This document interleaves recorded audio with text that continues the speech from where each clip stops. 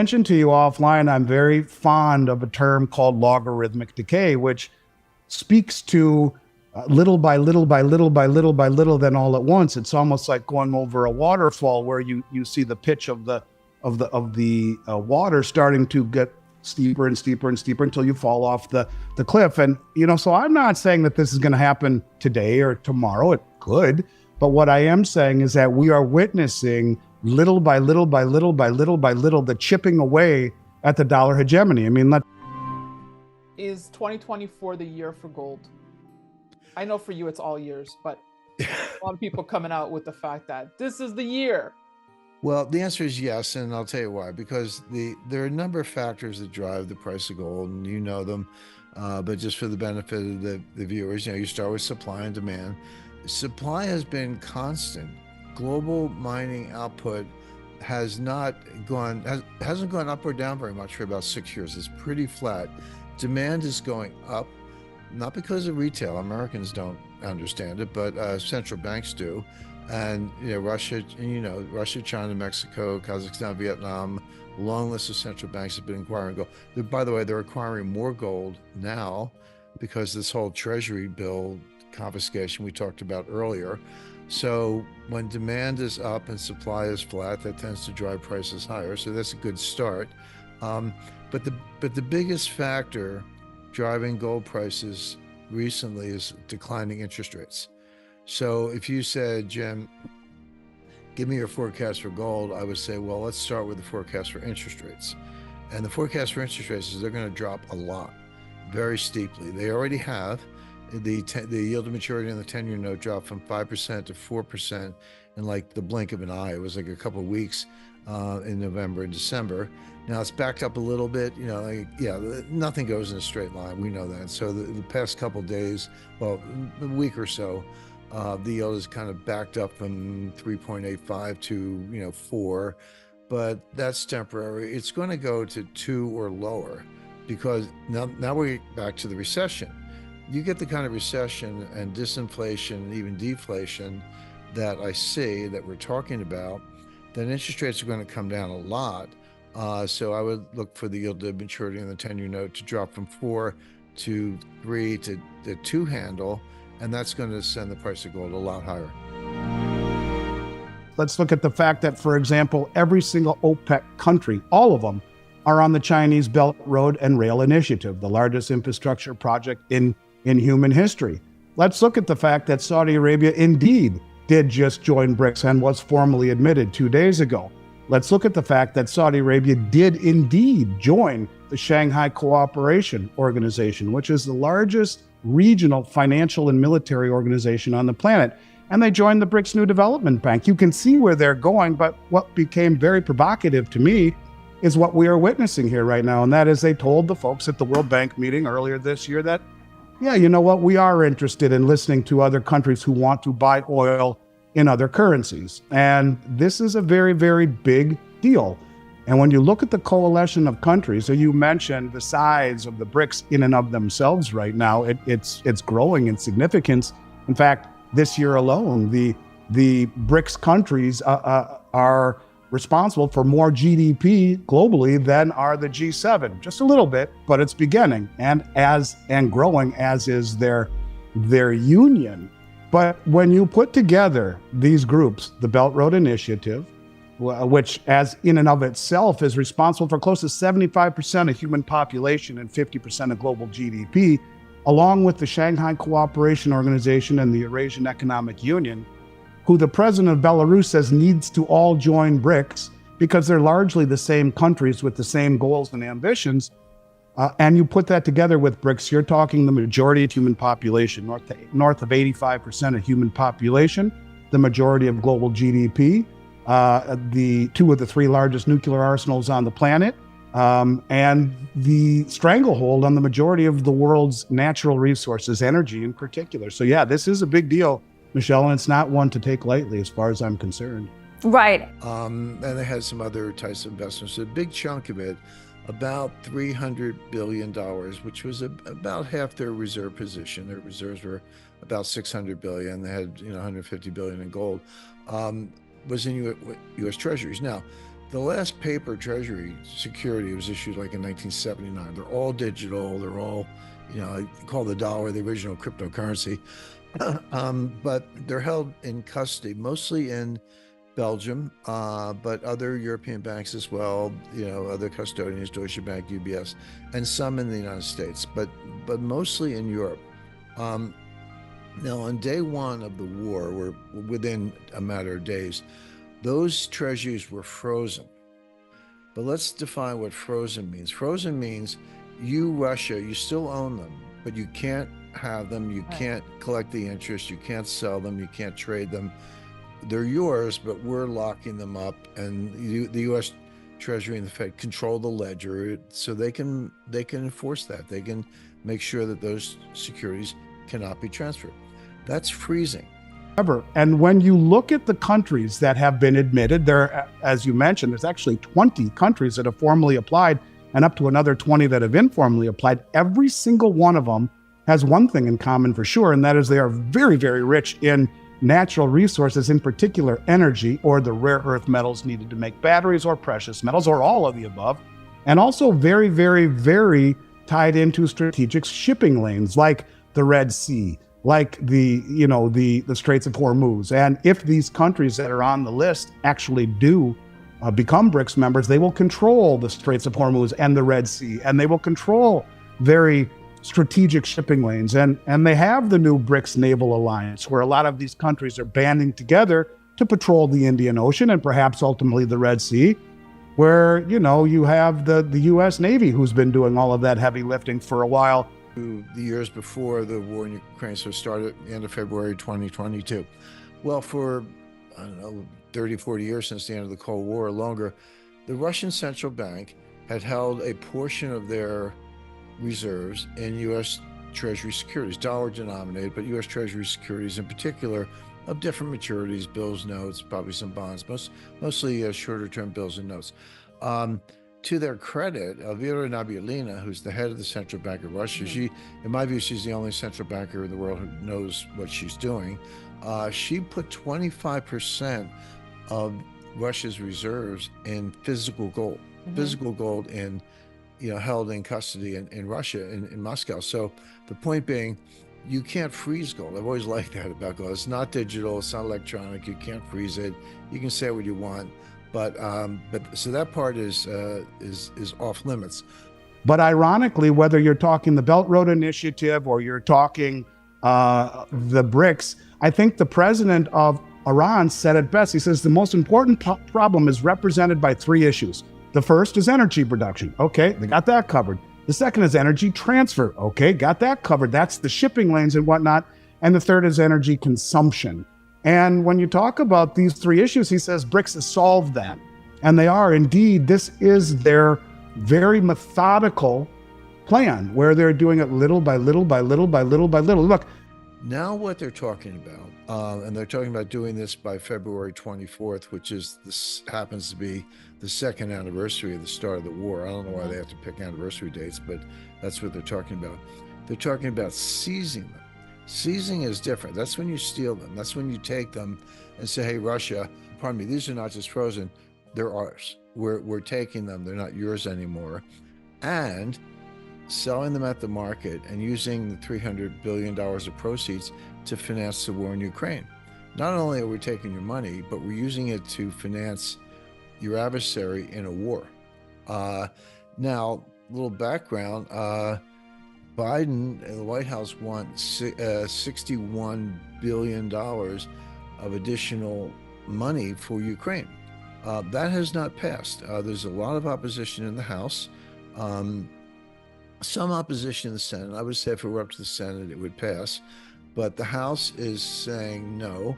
And what Biden did, what the White House did, they bundled $10 billion for Israel, $60 billion for Ukraine, some number, I think another 10 billion or so for maybe a little more for Taiwan, in one bill. And the idea was, even if you don't like Ukraine, you don't want to vote against Israel. So it would be a way to get everybody to vote for it. Well, the House said no. And Mike Johnson, Speaker of the House, said no.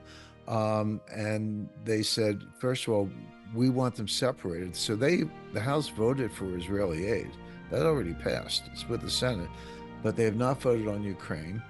Jim Rickards is a man I respect a lot, Michelle, and he made the statement this last summer that in the meeting in Johannesburg that he would expect two things to happen, both of which I agree with, mind you. One, the Shanghai Cooperation Organization and the Eurasian Economic Union would join BRICS. Well, the president of Belarus is calling for a summit to do just that. Didn't happen in August. He got a little pushback. That's okay. The second thing he talked about was that they would issue a common settlement currency. Now, the difference between a settlement currency and a reserve currency is you can trade in something, but when you have excess, what do you do with it? So it's always gone into U.S. treasuries, the most stable liquid market in the world, although that hasn't worked out so well for them over the last year or two. And then they said, well, if you insist on doing that, we want money for the border. And Biden said, okay, I'll take more money for the border. And by the way, we'll use it to process more illegal aliens. And they said, no, you can't use it for that. We want you to shut the border. So this is at an impasse right now. They might shut down the government over this in the coming days. But the point is, there's no money for Ukraine. As of now, there is no money for Ukraine. The European Union separately has not approved any new money for Ukraine because Hungary is exercising a veto power over that because the EU requires a unanimous vote. So Ukraine's not getting any new money from anywhere right now, and they're losing the war pretty badly. So so the question is, so where do you get the money? Well, maybe they can figure this out, but all of a sudden, Johnson and the White House, Mike Johnson, the White House, say, hey, we got $300 billion sitting right here in the banks. Let's just take it and spend it on Ukraine. If you do that, yes, you will destroy the U.S. Treasury market. That is I described as the reddest of red lines. The bottom line is simply this. I think that there will indeed, because that didn't come to fruition, so the finance ministers were tasked with going back to the drawing board and coming back to the meeting in Russia in October and presenting their findings. It will happen. After all, gold was reclassified the only other tier 1 asset in the world by the BIS in 2019. And lo and behold, is it a coincidence that the world's central banks, largely these countries that we're talking about, have bought more gold over the last 2 years than any time in central bank history? There will be a moment, just like the Russian finance ministers promised us, where they issue a common settlement currency. And I think it will be pegged to commodities using blockchain technology to show the veracity and the immutability. Maybe he will now. I mean, I've been talking about it. Others have been talking about it. Maybe somebody will tap on the shoulder and say, hey, Mr. Speaker, do you understand what you're doing here? But Janet Yellen, who's sort of, not that bright, kind of does what she's told. She's going along with the White House view of this. The Senate is for it, but they're all warmongers. Even the Republicans in the Senate are rhino warmongers, and of course the Democrats think it's a good idea. The House is divided, but look, Johnson just got elected Speaker. Who is he? He's a Louisiana congressman. Apparently, I haven't met him, but apparently very bright, a really well-respected constitutional scholar. I think he's done a lot of things right, so I kind of support him. But why should he be an international monetary expert? Why should he understand what we're talking about right now? He clearly doesn't. They just think it's free money. Hey, here's 300. They don't understand the implications. What country in the world would want to own a treasury security, $1 worth, if you think the U.S. will take it if they don't like what you're doing? In Sandman, where he believes there's already 150 countries that have agreed, or somewhere in that neighborhood, agreed to dump the dollar in unison at one point. But what is that one point? When are they ready to do that? When is the critical mass? When do they have enough influence on multiple levels to make that trade or to make that move? I don't know. But Michelle, to me, you don't see these types of moves that are accelerating in these relationships, that are accelerating, and the verbiage that we hear, the rhetoric that we hear, without there being something very substantial behind it. And again, you have the gold for the day when the dollar's not worth anything. That's why you have the gold, and everyone's going to be saying, get me some gold. So that's number one. Number two, tell me the use case for Bitcoin. I mean, there is no use case as a form of speculation, as a form of gambling. Yeah, it's the chip in the casino. I'll grant that. I understand, but people tell me, "Oh, Jim, you're technophobic. You don't understand." I read Nakamoto's paper in 2009 when it came out. Okay, Yeah. I've been in gold Bitcoin debate since 2010. I never Yes. lost, by the way. Yes. So I get it. I get the technology. I get the math, but I also understand monetary economics. And there is no use case for Bitcoin except for entertainment. I have a curse, and my curse is I see things, always have, I think, long before they happen. And I don't think you have to be a rocket scientist to put all of this together and see it.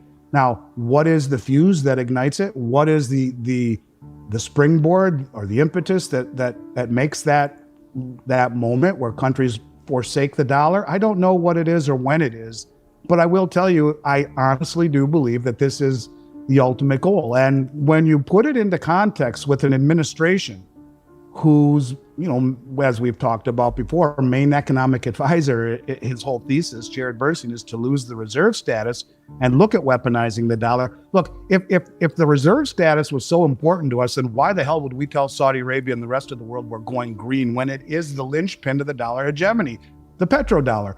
But we're going green, so it's all right, you guys. We're going a different direction. And the countries that they are uniting with, which represent the majority of human population, are the ones that have all of the world's oil and natural gas and rare earth metals and all of the things that you need to build an advanced society. So it just doesn't make sense. Right. What country in the world would want to own a treasury security, $1 worth, if you think the U.S. will take it if they don't like what you're doing? So if that happens, right, so let's talk about those implications and bring up the BRICS here. And I think Bloomberg had a good article, opinion piece here. They did a good job summarizing that the BRICS grouping has long been distinguished by consistent failure to live up to potential. The internal contradictions are crippling. Divergent interests between members make it difficult to develop any shared policies. Brazil, Russia, South Africa are commodity exporters. India and China are importers. Brazil, India, and South Africa are democracies. Russia and China only pretend to be. And India and China, as everyone knows, don't exactly see eye to eye on anything. So I would say, yeah, pretty decent summary of the BRICS. Now we know 5 new nations have just been added. My question is, do you think they'll finally be taken seriously? Is there weight to the BRICS? There's a lot of weight to the BRICS. And by the way, as far as that Bloomberg article is concerned, the facts that the reporter was reciting were correct, but they're also irrelevant. And here's why. Yeah. The BRICS is not a political union. It is an economic union with a focus on trade and currency.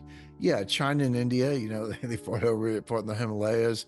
Saudi Arabia and Iran are both members. They've had their differences, et cetera. So to say there are all these political differences among the members and it's not a perfect, marriage or whatever. Yeah, but that's not the point. The point is they're working on a currency union and a free trade area, and you can have that. India and China can fight over the Himalayas all they want, but if they reduce tariffs and have a common currency, that's a big deal. And as far as they've been talking about this a long time, they haven't made much progress. That's not true. They've made a lot of progress. They have the New Development Bank, which is basically a clone of the World Bank. They have the Contingent Reserve Arrangement, which is basically a clone of the IMF. They spent a lot of the last 10 years duplicating the Bretton Woods institutions under their own control and for their own purposes. So they've sort of cloned Bretton Woods in a way they control. They're building their own communications networks. How do you pay back that debt? What do? You just, my mentor, Richard Russell, always used to say that, and this was 15 years ago, that the Fed is screwed and they have 2 choices, inflate or die, inflate or default, print or die. What about option number 3, find a villain? You incentivize these folks by weaponizing the dollar, telling Saudi Arabia and the rest of the OPEC countries, hey, we're going green. We don't need you anymore. And then you create massive divisiveness in this country. You create a situation where what it means to be an American, what inspired people, even probably like yourself when you were young, to dream of being an American is no longer maybe the vision or the thought that it once was. And you inspire this type of union that is being born. And if indeed they did make the switch where, hey, you know what? We don't like the prospects of a currency that is indebted as you are with really no prospect of ever paying that back other than inflation and inflating away the currency, and you blur the metrics by which inflation is gauged, we're going to go a different direction. And if that indeed happens and the dollar gets globally dumped because they're no longer needed to be held or stockpiled, and they're losing value as some players start dumping, and then others, and then others, and then others, and all of a sudden the dollar starts to really get crippled and lose value, and they hit our shores, creating a massive increase in the amount of dollars that hit our shores because there's way more outside the country than in, as the stockpiling of dollars to buy oil has necessitated that. The byproduct of that is spiked interest rates to the moon to compensate for that inflation, which then blows up not only stocks, bonds, and real estate and the dollar, but the banking system as well. And have no fear, Lael Brainerd is here. She's a modern monetary theorist who was at the Fed, who worked with MIT in development of the new central bank digital currency that Biden signed into executive order that ushered in FedNow, which came out a few months ago, which is Venmo or Zelle on steroids, backed by the Fed. She's a modern monetary theorist. So if you bring everyone down to their knees because everything collapses, and it was those sons of bitches who did it to us, they did it to us. How could they? And here's the big thing that, they had the August Leaders Summit where, Prime Minister Modi and President Xi Jinping and Cyril Ramaphosa and the other leaders were there. Putin had to come in by video because there's a warrant out for his arrest from the International Criminal Court. But I was one of the ones writing and talking about how it would be highly significant in terms of advancing the currency. The new BRICS currency is what we're talking about. Gold linked, by the way. Then it sort of came and went, and people said, "Hey, Jim, nothing happened. Like, you were talking about this, and what was the big deal?" Well, they admit there was a very big deal, which was adding the new members, because there's no point. What's the benefit of a bilateral trading currency if it's India and China, and they agree on it's easy to invent a currency. Just pick a name and print some, and there you go. So, but if India and China had a common currency, and India shipped goods to China and got paid in that currency, what can India do with the currency? All you can do is buy stuff from China. You might need some stuff from China, but you want to go shopping everywhere else in the world. Same thing with Russia and India. But so how do you make a currency union work? Well, the answer is you expand the membership so that when you receive the currency for your exports, you can spend it somewhere else. That's what the euro is. And the euro has 16 members. 19 members today. And remember, where's the debt go? Who do we owe all the debt to? Medicare, Medicaid, Social Security, and government military pensions. That $100+ trillion is owed to us. Who's buying all the bonds that the Chinese are no longer buying, that the Japanese are selling, Saudis are selling, Russia has already sold? All of these countries dumping bonds. Who's buying them all? Well, yeah, that's us, the hedge funds and the investors chasing yield. So if indeed there really was a plan to allow this to happen, the majority of the debt that we owe is to ourselves. A whole hell of a lot easier to issue, as a modern monetary theorist, a central bank digital currency to us and make us whole by signing on the dotted line and taking that CBDC, which many of the people watching this show would say, I ain't never taken that, until your bank blows up, your 401k blows up, everything blows up, and the federal government comes on at 6 o'clock at night and says, listen, we understand what's happened. We're very sorry. We're going to rein things in this country and be more protectionist of our own interests. And we're going to issue a new central bank digital currency. If you take it, you'll be made whole. Now, again, this is me trying to put all of these facts together and come up with a logical Occam's razor, call it, a logical outcome. But when the majority of the debt that we owe is to ourselves, it makes this whole situation a whole lot easier. And rather than pulling Bernanke and Janet Yellen and all of the former Fed and current Fed and Treasury chairs out and doing what happened to Marie Antoinette out in the town square, you can blame a villain. And that villain did this to us, inciting a rallying cry. So am I trying to connect the dots? Sure I am. But look at all of the facts that are coming or pointing to something happening. And I think it happens long before 2031, when we have to borrow every single penny of discretionary spending to do anything, including funding our military, which is supposedly the biggest in the world, and we're yet, blowing off bombs like they're gumballs. It's a situation that I don't think can last under the current path that we are on right now, and something's going to break, whether it emanates from the BRICS or from within, and whether it's intended or not. I think the day of reckoning is coming. So the key to a successful currency union, you don't need a common fiscal policy. I mean, does anyone think Germany and Greece have the same fiscal policies? Well, I feel like to that point, that's the pushback that I always get is, well, you're never going to get these countries to agree. But don't you think that their greater cause is that unification of we're going to beat the US dollar. We're going to take down the US dollar. Well, yes and no. Let me explain what I mean by that. Again, when you say unification, do Greece and Germany have much in common? Not really. I mean, food's better in Greece and the climate's better. You don't need a genuine political union, but you do need agreement on exactly what you mentioned, Danielle, which is we're going to have a common currency. We'll all be able to trade it among ourselves. The key is expanding the membership so that the currency is worth something because you can spend it in more than one place. Gotcha. Now, once you get that far and you agree on a central bank, and I said they already set up the National Development Bank in Shanghai, so they've got a bank kind of waiting to go. Yeah. And that provocative, although I think they could say one of two things. They could say we're taking other currencies besides dollars, and just that admission alone. But they've said that. They've practically said that. They said we're open to it, but they haven't said we're going to. We'll take these 5 or 6 currencies. Or maybe it's more along the lines of they just say to all of the BRICS members, which represent the majority of human population, is that we're going to trade in local currencies, or we're going to trade in gold, or whatever it may be. If the desire or the need to hold US dollars is waning to that degree, or in fact is completely disincentivized, it creates a massive problem for the US. But they don't, here's the way I put it. They don't want to destroy the dollar. They don't have to. They actually kind of want the dollar around to do their dirty work. What they really want to do is free ride on the dollar. So let me be clear about what I mean. So a unit of BRICS currency, called one brick. I don't know what they're going to call it, but let's call it a brick. One brick will equal a weight of gold, not a dollar amount. They're not using dollars. It'll be a weight of gold, an ounce, a kilo, I don't know, but it doesn't matter. It's just math. A weight of gold.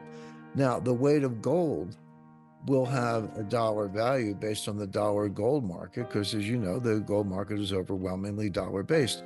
But which means that through a transit of law, A equals B equals C, so A equals C, the BRICS will have a dollar value, but it won't be linked to the dollar. It'll be linked to gold, and then the gold will have a dollar value, and you'll be able to, again, come up with a dollar value for a brick through a transit of law. But meanwhile, the dollar is the one that's got to go out there and hold up its end in the gold market. And so if you're the BRICS and you define your currency by weight of gold, what do you want to happen to the dollar price of gold? You want it to go up because then your currency goes up. Makes sense. Right. So that was the dollar's got to do the dirty work in the gold market, and the BRICS can just free ride.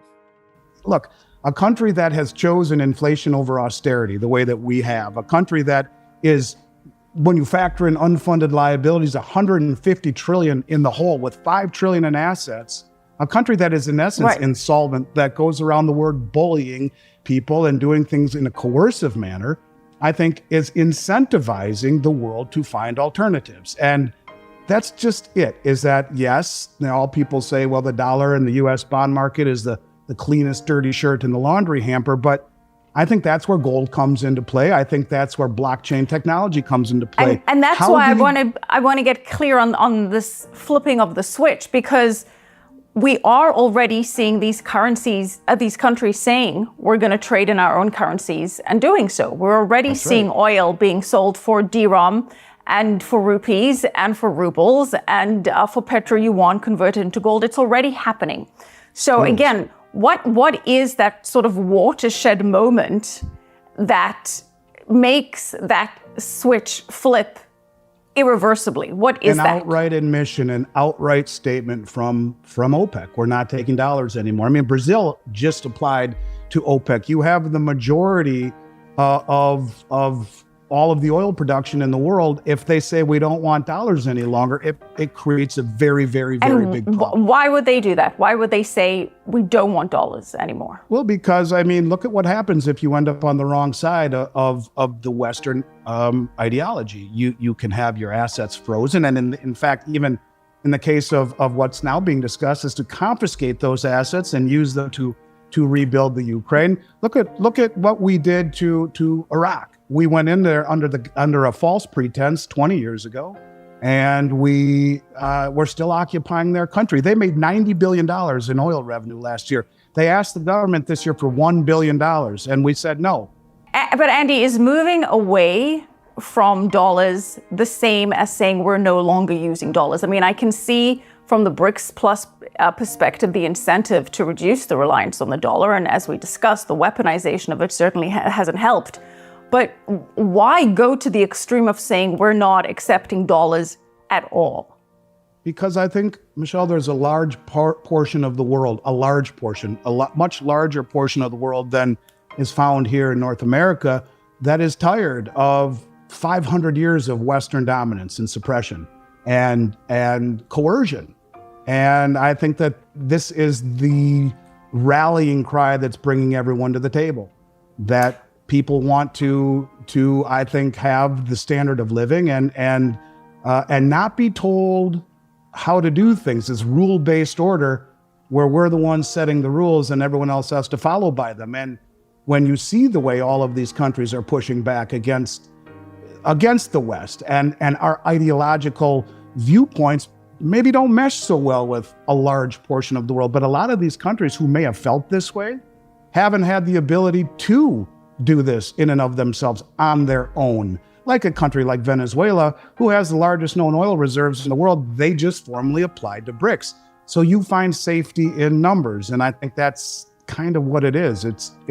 This is our shot to have the life that we want and to do it under our terms. And they are finding safety in numbers, I believe. So not to mention that, I mean, look at it this way.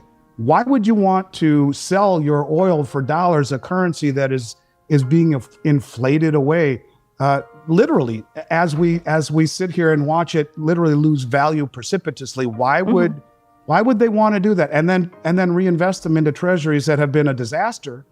And then if you don't do what they tell you to do, or you end up doing something to defend in your mind your own interests, your own political or rather your own border interests or your safety interests, whatever it is. And I'm not, this isn't about, what Putin did was right or wrong or what Iraq did was right or wrong. These are sovereign countries that are deciding to do what they want to do. And if it falls on the wrong side, well, you're going to get your assets frozen. You're going to get kicked out of SWIFT.